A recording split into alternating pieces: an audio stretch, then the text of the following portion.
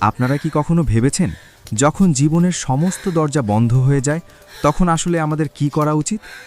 আজ আপনাদের এমন এক মায়ের গল্প শোনাবো যে মৃত্যুর মুখোমুখি দাঁড়িয়েও হার মানেনি।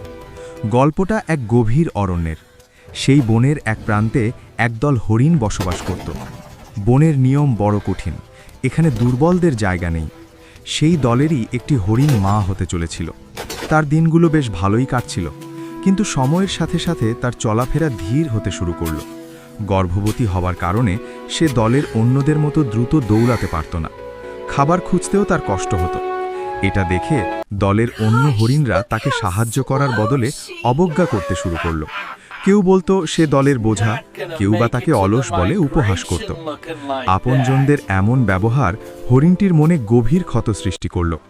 শেষমেশ মনের দুঃখে এবং অনাগত সন্তানের কথা ভেবে সে সিদ্ধান্ত নিল এই স্বার্থপর সঙ্গীদের ছেড়ে সে অনেক দূরে চলে যাবে, এমন এক জায়গায় যেখানে সে শান্তিতে তার সন্তানকে পৃথিবীর আলো দেখাতে পারবে। হাঁটতে হাঁটতে সে বনের এক নির্জন প্রান্তে নদীর ধারে এসে পৌঁছাল। জায়গাটা ছিল মনোরম, কিন্তু প্রকৃতির রূপ বদলাতে সময় লাগে না। হঠাৎ করেই আকাশ কালো মেঘে ঢেকে গেল। শুরু হলো বাজের গর্জন। ঠিক সেই সময়ই হরিণটির প্রসব বেদনা শুরু হলো। সে নড়তে পারছিল না। ব্যথায় কাতর হয়ে সে ঘাসের উপর বসে পড়ল। কিন্তু তার ভাগ্য দেখুন, ঠিক সেই মুহূর্তেই সে লক্ষ্য করল তার বাঁ দিকের ঝোপের আড়ালে এক হিংস্র বাঘ জলজলে চোখে তার দিকে তাকিয়ে আছে। বাঘটি শিকারের জন্য প্রস্তুত। ভয়ে হরিণটি যখন ডান দিকে তাকালো তখন তার রক্ত হিম হয়ে গেল। সেখানে দাঁড়িয়ে আছে এক নিষ্ঠুর শিকারী, যে ধনুকে তীর যোজনা করে সোজা তার দিকে তাক করে আছে। হরিণটি পালানোর জন্য সামনে তাকালো, কিন্তু সেখানে গভীর খরস্রোতা নদী, আর পেছনে বজ্রপাতের কারণে পেছনের শুকনো বনে দাউ দাউ করে আগুন জ্বলে উঠেছে। একবার ভাবুন সেই মায়ের কথা।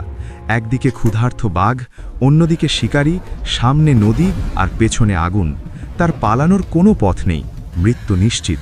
সে কি বাঘের পেটে যাবে, নাকি শিকারীর তীরের আঘাতে মারা যাবে, নাকি আগুনে পুড়ে ছাই হবে? হরিণটি বুঝতে পারল তার নিজের আর কিছুই করার নেই।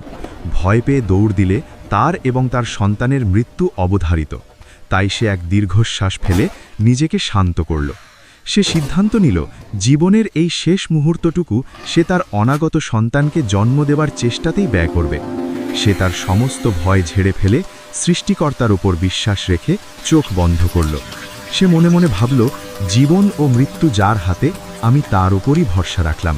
সে বাঘ বা শিকারের দিকে আর তাকালো না, শুধু নিজের কর্তব্যে মন দিল। আর ঠিক তখনই ঘটল সেই অবিশ্বাস্য ঘটনা, যা প্রমাণ করে যে বিশ্বাস থাকলে পাহাড়ও টলানো যায়। হঠাৎ বিকট শব্দে আকাশ চিরে বজ্রপাত হল। সেই তীব্র আলোয় শিকারীর চোখ ধাঁধিয়ে গেল। তার হাত কেঁপে উঠল এবং লক্ষ্যভ্রষ্ট হয়ে তীরটি সোজা গিয়ে বিঁধল সেই ওত পেতে থাকা বাঘের বুকে। বাঘটি যন্ত্রণায় গর্জন করতে করতে মাটিতে লুটিয়ে পড়ল। শিকারী এই দৃশ্য দেখে এবং বাজের ভয়ে দৌড়ে পালালো। ঠিক সেই মুহূর্তেই আকাশ ভেঙে নামল অঝোর ধারার বৃষ্টি। সেই শীতল বৃষ্টি নিমিষেই বনের আগুন নিভিয়ে দিল।